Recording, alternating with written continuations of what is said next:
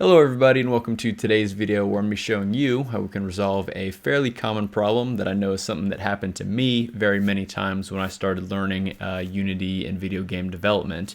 And that is what happens if we're playing our game and then we go to push a button. So for example, in this game, if I hit the F5 button, it should turn our cube red. However, when I push F5, our game just completely freezes. The cube freezes, it's not rotating anymore. I click the play button, I can't get out of play mode. I even go up here and hit the X and I can't exit out of Unity. And the only way, it seems like at least, is to do a Control-Alt-Delete, go to the task manager, and just completely quit out of the application.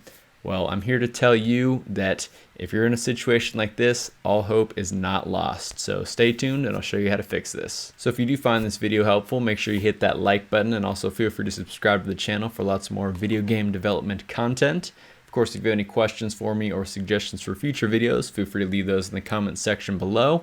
And if you'd like to download the project files featured in this video, feel free to click the link in the description below. So anyways, with our game frozen here, we of course want to unstick this without completely closing out of our program, because we may have changed some things within Unity and we don't want to lose all those changes. And so when Unity freezes like this, it's most always going to be a problem somewhere with your logic.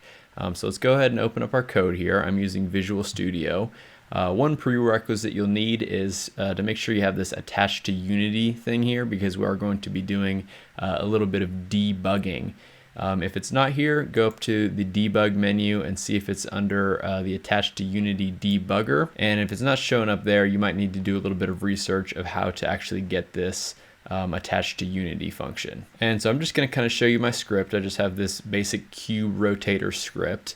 And what happens is, in the update function, when I hit the F5 key, it's going to set this variable of make red to true. And this is definitely a mistake that I made when I was learning at game development, is I'd put kind of while statements like this inside the update function, because you're kind of thinking like, oh, while the make red value is true, we want to make sure that we're setting this material to red. However, what's going to happen in this situation is it's just going to get stuck in this endless while loop. It's going to keep checking this forever and forever and forever, and it's never going to be able to break out of this while loop.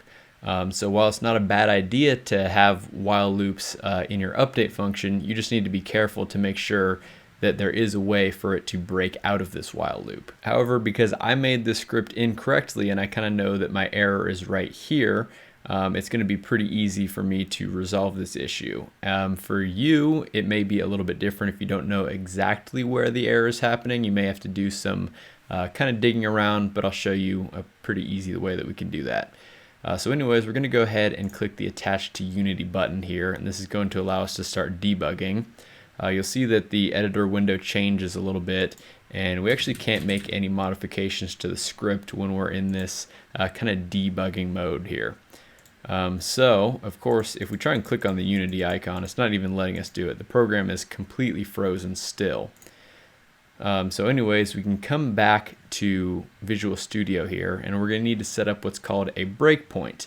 And a breakpoint is basically going to stop the execution of the code, and there we can kind of look at what certain values are, and we can even make modifications to these values.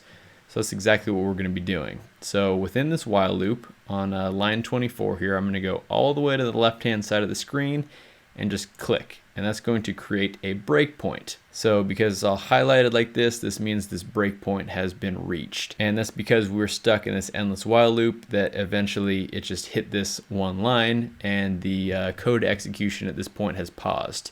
And we can actually go up to the top here, and it's kind of nice that we can kind of start stepping through our code to see exactly what's being called. So if you just click this step into, or you can keep hitting the F11 key, you'll see that our code just keeps cycling through this while loop forever and forever and forever, and it never breaks out of this while loop. Now, one thing that we can do is, again, like I mentioned, we can actually modify some of these values. So if we hover over this make red, you'll see that make red is currently set to true. So we can change that to false. All right. And then now when we click the step into, you'll see that it actually does check to see if make red is true, which it no longer is. So it'll actually break out of this, and then it's going to start going through our update function. just as normal, as expected, skipping over this while loop.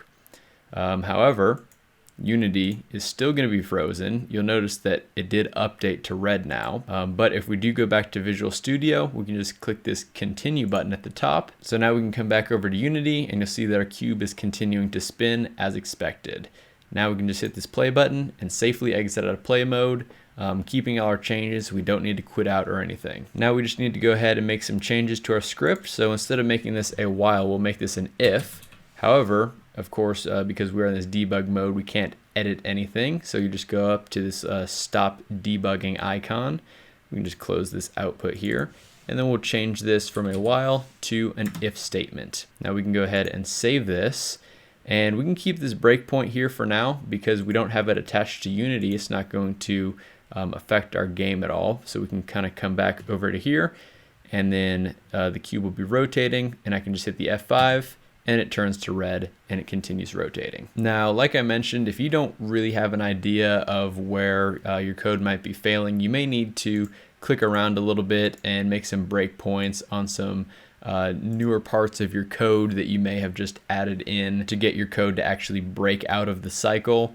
And then once you have it, then you can kind of start using that step into to step through your code and see if your code might be looping somewhere or if you're getting any kind of weird values and stuff like that. And then you can make some modifications to those values and fingers crossed be able to break out of this endless cycle and be able to return to your game as normal. So anyways, that's kind of how to resolve the issue of your code freezing within the editor in Unity. Of course, we don't want that to happen. However, if it does and things happen, and trust me, it still happens to me. In fact, it happened to me in the game jam that I participated in the other weekend. You can go ahead and check out some of the other videos on my channel to learn about the game that I created on that. But luckily it is pretty easy to fix if you do a little bit of basic debugging.